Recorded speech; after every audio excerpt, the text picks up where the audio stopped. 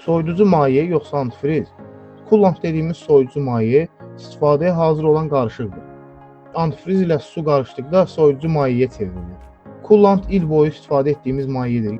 Yayda mühərriki sərin saxlayır, qışda donmadan qoruyur. Həmçinin korroziyanın qarşısını alır. Antifriz isə güclü kimyəvi qatqıdır. Mühərriki donmadan qoruyur, lakin tək istifadə üçün çox qatıdır. Su ilə qarışdırılıb işlədilməlidir. Bəs antifrizdən nə vaxt istifadə etməli?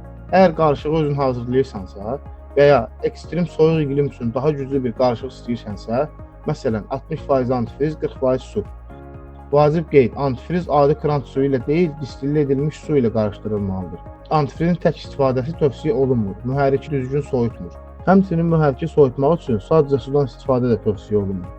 Uzun müddətdə soyutma sisteminin paslanması, tez qaynatma və mühərriki dondurmaq kimi problemlərə səbəb ola bilər.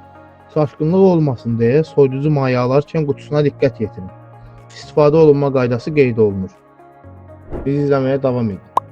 Servisimizə və mağazamıza hər birinizin yolunu gözləyirik.